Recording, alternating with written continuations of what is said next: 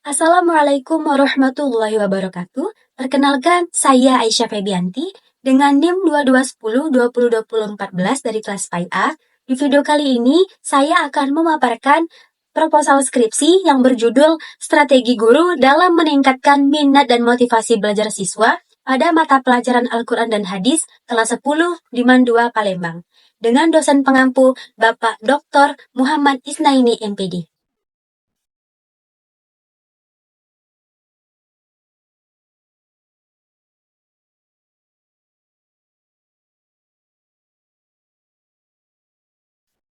Baiklah, yang pertama ialah latar belakang masalah.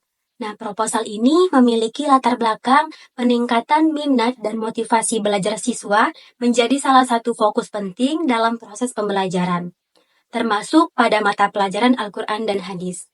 Mata pelajaran ini memiliki peran signifikan dalam membentuk karakter dan akhlak siswa, namun seringkali kurang diminati oleh sebagian siswa. Di Mandua Palembang ditemukan bahwa masih ada tantangan dalam meningkatkan minat dan motivasi siswa, terutama pada kelas 10. Guru sendiri memiliki peran dalam menciptakan strategi yang efektif agar siswa lebih termotivasi dalam belajar Al-Quran dan Hadis. Penggunaan metode yang inovatif, pendekatan personal, serta lingkungan belajar yang kondusif merupakan beberapa strategi yang dapat diterapkan untuk mendorong minat siswa. Oleh karena itu, penting untuk mengidentifikasi strategi-strategi yang dapat meningkatkan minat dan motivasi siswa pada mata pelajaran ini. Selanjutnya, yang kedua, identifikasi dan rumusan masalah. Berdasarkan pemaparan latar belakang masalah di atas, bisa saya ungkapkan identifikasi sekaligus rumusan permasalahannya. Yang pertama, identifikasi masalah. Banyak siswa menunjukkan minat dan motivasi yang rendah dalam mempelajari mata pelajaran Al-Quran dan Hadis, sehingga berdampak pada proses pembelajaran dan hasil akademis mereka. Kemudian yang kedua, kurangnya variasi dalam strategi pembelajaran, di mana guru seringkali menggunakan strategi yang monoton dan kurang bervariasi, yang tidak menarik bagi siswa dan menghambat peningkatan minat dan motivasi belajar mereka. Sedangkan rumusan masalahnya, 1. Bagaimana variasi strategi pembelajaran yang digunakan oleh guru dapat meningkatkan motivasi belajar siswa dalam mata pelajaran Al-Quran dan Hadis. Kemudian yang kedua, apa saja faktor penghambat terciptanya strategi pembelajaran yang efektif dalam mata pelajaran Al-Quran dan Hadis. Selanjutnya, yang ketiga adalah tujuan dan kegunaan penelitian. Adapun kegunaan penelitian, 1. Mengetahui variasi strategi pembelajaran yang digunakan oleh guru yang bisa meningkatkan minat dan motivasi belajar siswa, terkhususnya pada mata pelajaran Al-Quran dan Hadis. 2. Mengetahui apa saja yang menjadi faktor dalam guru menerapkan strategi yang sudah dirancang dengan baik. Sedangkan kegunaannya adalah 1. Meningkatkan pengetahuan dan referensi ilmiah dalam pendidikan, terutama tentang metode yang digunakan guru untuk meningkatkan minat dan keinginan siswa untuk belajar Al-Quran dan Hadis. 2. Mengembangkan ilmu pendidikan, terutama terkait dengan metode pembelajaran yang efektif untuk mengajarkan mata pelajaran Al-Quran dan Hadis. 3. Memberikan inspirasi dan panduan praktis untuk memilih dan menerapkan strategi pembelajaran yang efektif guna meningkatkan minat dan motivasi siswa dalam mata pelajaran Al-Quran dan Hadis. Keempat adalah kerangka teoritis, konsep strategi pembelajaran. Menurut Gerlach and Ellie, strategi pembelajaran ialah suatu cara yang dipilih sebagai sarana untuk menyampaikan metode pembelajaran tertentu. Menurut Dick and Carey, strategi pembelajaran ialah langkah-langkah atau tahapan materi pembelajaran dan kegiatan yang bisa menunjang siswa di dalam mencapai tujuan belajar mereka. Kemudian menurut Ken, strategi pembelajaran sebagai suatu kegiatan belajar di mana kedua belah pihak, Guru dan siswa harus terlibat untuk mencapai tujuan pembelajaran dengan baik dan efektif. Jadi, dari beberapa pengertian di atas, dapat disimpulkan bahwasannya strategi pembelajaran merupakan metode atau juga langkah-langkah guru di dalam mengajar siswa dengan baik dan benar, yang nantinya bisa menunjang mereka mencapai tujuan belajar. Adapun fungsi dan tujuan strategi pembelajaran. Fungsinya adalah 1.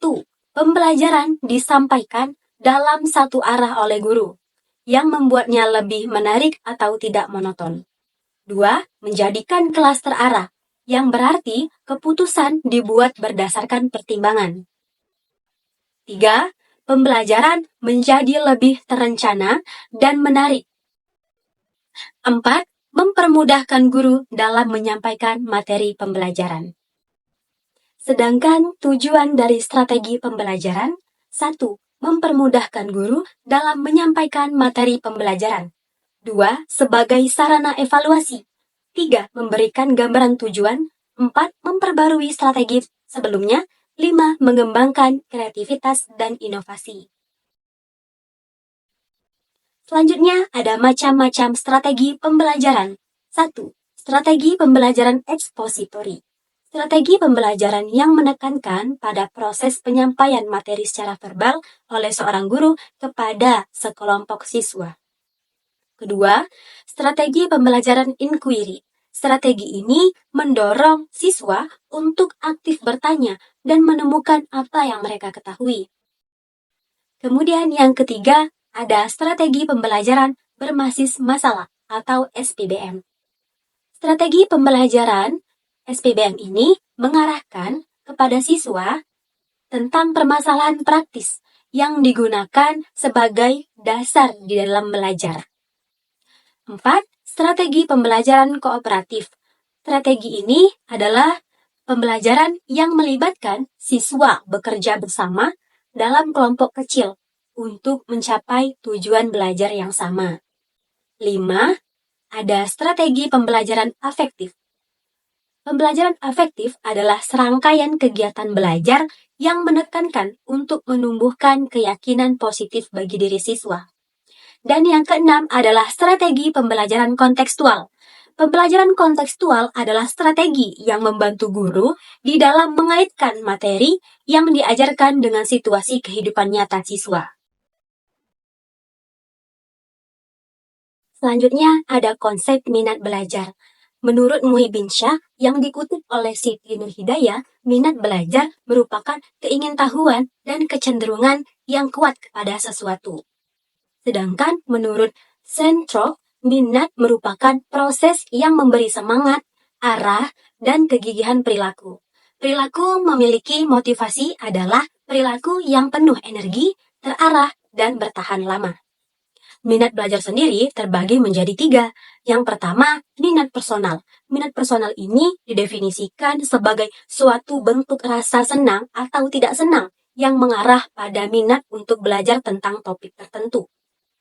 Yang kedua, minat situasional.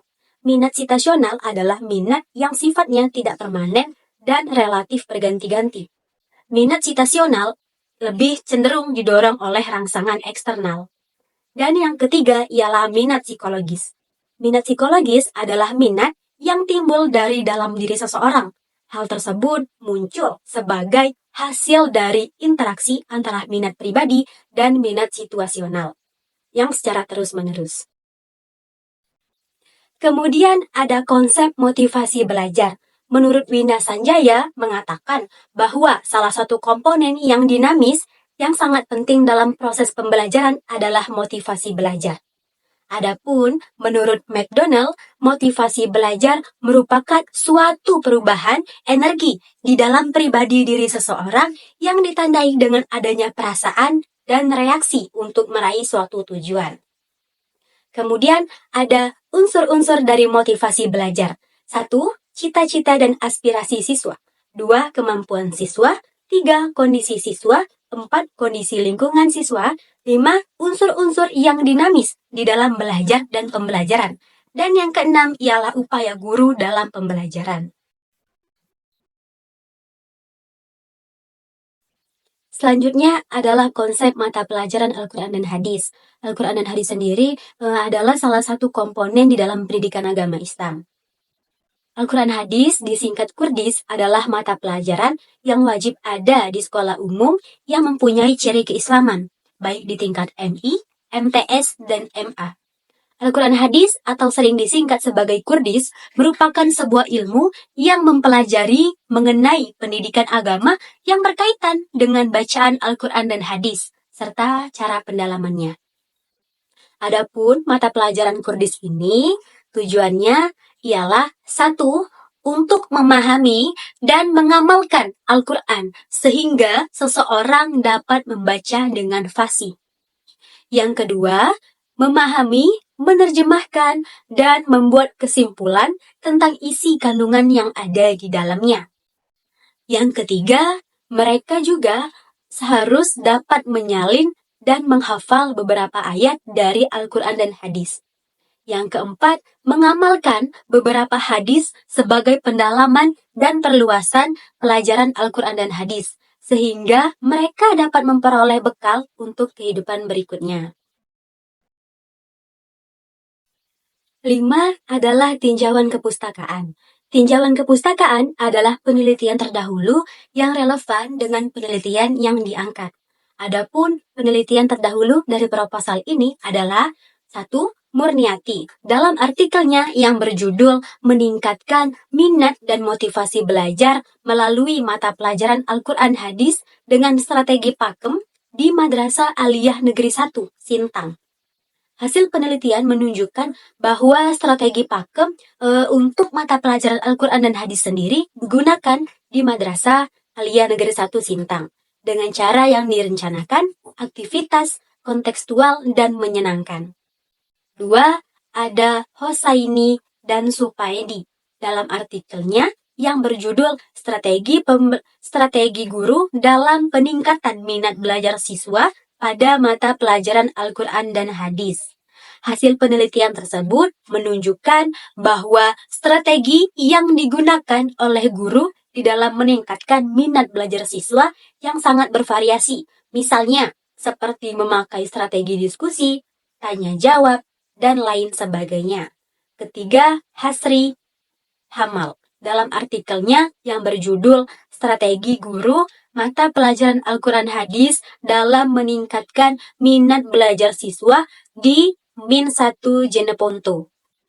Adapun hasil dari penelitiannya menemukan bahwa strategi guru mata pelajaran Al-Quran dan Hadis ini telah dijalankan dengan baik, seperti memberikan evaluasi dan memberikan tugas rumah. Keenam adalah metodologi penelitian. 1. Pendekatan penelitian. Pada penelitian ini, saya menggunakan pendekatan penelitian field research, yang dimana field research ini merupakan suatu pengumpulan data yang dilakukan secara langsung di lapangan dengan menggunakan teknik, yakni teknik observasi, wawancara, dan juga dokumentasi. Kedua, jenis penelitian. Pada penelitian ini, saya menggunakan jenis penelitian kualitatif deskriptif. Penelitian kualitatif deskriptif merupakan salah satu jenis penelitian dari kualitatif. Adapun pendekatan deskriptif ini digunakan untuk menyelidiki peristiwa dan fenomena dalam kehidupan orang dengan meminta mereka atau sekelompok orang tersebut untuk menceritakan pengalaman mereka sendiri. 3 adalah jenis dan sumber data. Adapun data yang disajikan pada penelitian ini ialah deskriptif kualitatif yang berfokus pada kenyataan di lapangan, yakni seperti strategi yang digunakan oleh guru dalam pembelajaran Al-Quran dan Hadis. Kemudian respon siswa terhadap pembelajaran tersebut, serta faktor-faktor yang bisa mempengaruhi minat dan motivasi belajar siswa.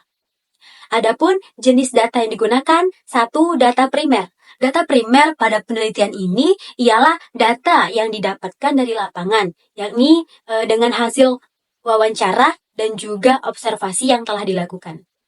Yang kedua ada data sekunder. Nah, data sekunder ini didapatkan dari jurnal online, buku-buku, dan literatur lainnya sebagai referensi dari penelitian saya sendiri. Empat, ada objek dan informan penelitian. Adapun informan penelitiannya ialah 1. Guru Al-Quran dan Hadis. Karena penelitian ini berfokus pada strategi yang digunakan oleh guru yang mengajar mata pelajaran ini akan memberikan informasi tentang cara mereka meningkatkan minat dan motivasi belajar siswa. Adapun yang kedua ialah siswa kelas 10.